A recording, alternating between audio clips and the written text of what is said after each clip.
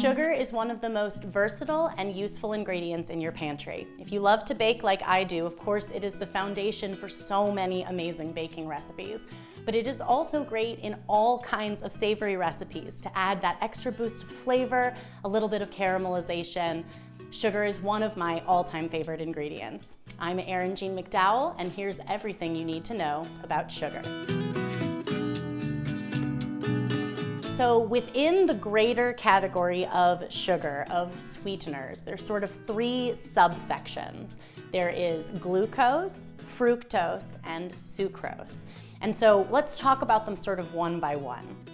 Glucose is one of my favorite sugar ingredients. One of the phrases that's used to describe it is invert sugar. This is a liquid form of sugar. One of the closest you're going to find in the common grocery store is corn syrup.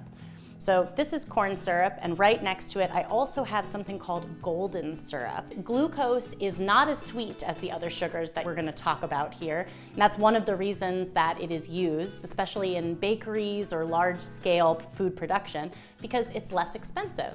The next kind of sugar that we can talk about is fructose, and fructose is a naturally occurring sugar that can be found in fruit and also in ingredients like honey. So I've got a beautiful, really nice amber golden honey here. Now, fructose is very sweet. It's one of the sweetest sugars naturally, and that's one of the things that's really important to note, because when you are using honey specifically, you can't always substitute one-to-one honey for regular sugar.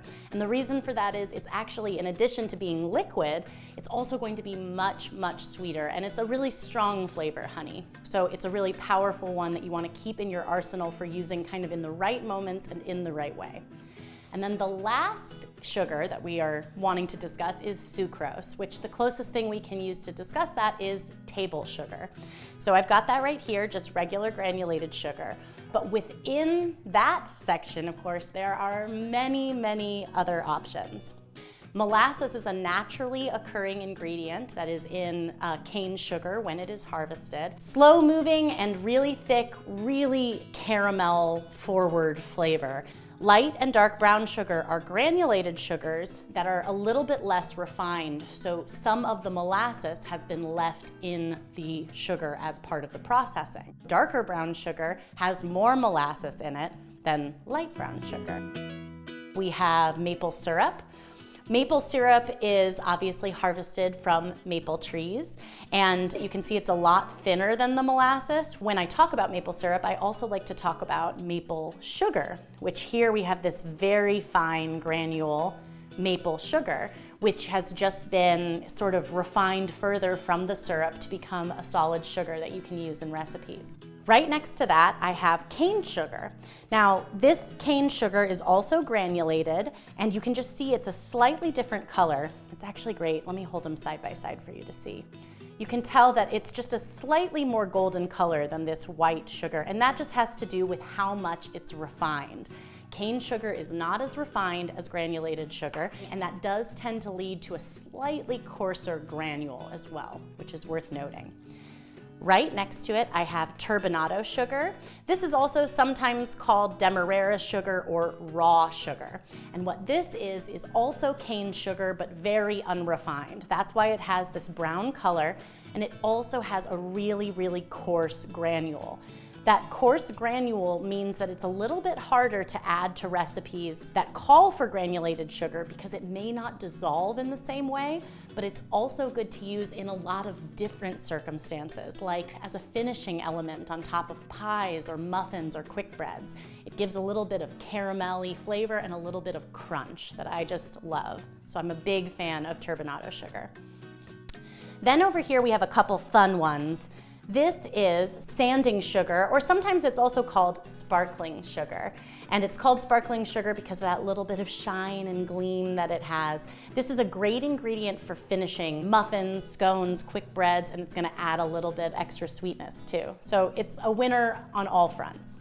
I've also got pearl sugar. This is another, a little less common, but I think it's one that I really think more home bakers and home cooks should be aware of because it's so beautiful. It actually almost looks a little bit like pretzel salt, but it is sugar, it is sweet. So it makes a beautiful finishing, sort of the same way you might apply sprinkles to the top of something. I especially love it on my holiday cookies or on cream puffs. There are lots and lots of options. There's one more that I forgot that's really important. Let me grab it, hold on.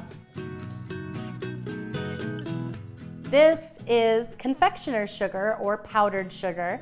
Confectioner's sugar is granulated sugar that's been ground very, very, very fine, and it usually has the addition of a little bit of starch.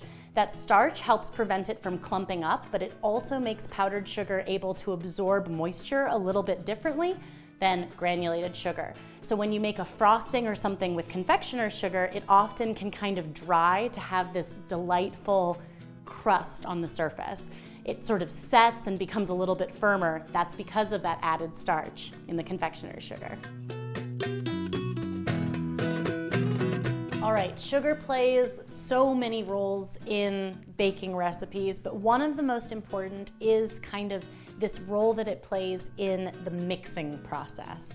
So depending on the recipe, how and when you add sugar is going to vary, but the granules of the sugar actually can really facilitate mixing processes by helping to trap air, by helping to lighten the other ingredients that are in the mixer.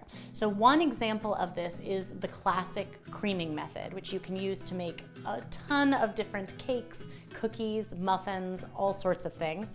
So we're gonna do a little bit of that here. I'm gonna start by adding my butter to my mixer. It wouldn't have to be butter. You can do the creaming method with any kind of fat. This is room temperature butter. You could cut it up a little bit if you wanted. And I usually start by mixing this just a little bit by itself. So once I've lightened up the butter just a little bit, it's time to add the sugars. I'm using both granulated sugar and some brown sugar. And once we add those sugars, the granules are actually going to combine with the butter and help incorporate air. And that is the process of the creaming method. So we'll continue to mix until the mixture becomes kind of a slightly lighter color. So when we're done creaming, the sugar has almost entirely dissolved into our butter, so you no longer see those physical granules, and the whole mixture has lightened in color a couple of shades. That's how you can tell that something is properly creamed, and it's going to lead to a lighter, fluffier, or chewier, depending on the baked good that you're making, end result. So creaming is one of the major ways you're going to be using sugar, but another is cooking sugar. And I find that cooking sugar is one of those things that really intimidates people, so let's break it down. I have here my sugar. I'm gonna go ahead and put it into my pot. And I also have some corn syrup.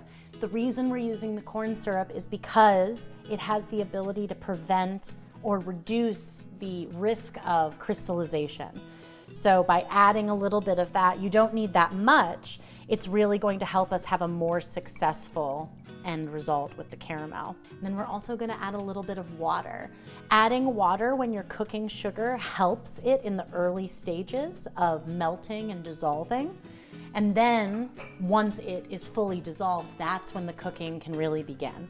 So what we're gonna do is we're gonna wanna stir this at first. But this is really important. Whenever you're cooking sugar, you wanna only stir it until it comes to a boil. The moment you see any kind of bubbles going on, you wanna stop stirring. And the reason is, my favorite pastry chef in school told me this: agitation promotes crystallization. So sugar is in a crystalline form when you first get it, when you pour it out of the bag. It's lots and lots of tiny little crystals. Even after you start the process of cooking it and melting it, it wants to return to that crystalline state. It wants to go back there. So in order to end up with a smooth caramel, not a gritty one, we need to not agitate it once that cooking process starts. So we're fine to stir until the bubbling starts. And of course, the bubbling usually will start right around the outside edge. So once it's bubbling, it's all about temperature. So we are wanting this to caramelize, which requires it to go to 320 degrees Fahrenheit or even higher. But in between, there are lots of other stages that you can cook sugar, and they kind of produce different results.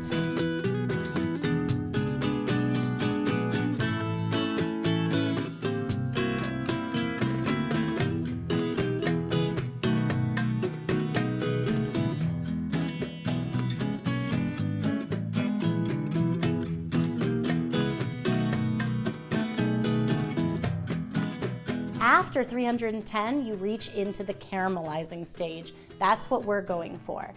With caramel, you're not usually going to hear a recommendation for a specific temperature because it has to do a little bit with the level of caramelization that you want. So I tend to say to look for a light amber color because the caramel will continue cooking and it'll end up a nice medium amber with a little bit of wait time. So when you get to the caramel stage that you like, you want to go ahead and turn it off of the heat because there will be a little bit of carryover cooking.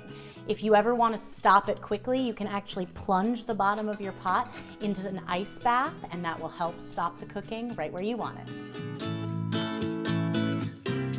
So here is our beautiful caramel sauce with cream added to it so that now it is just like thick, creamy, beautiful.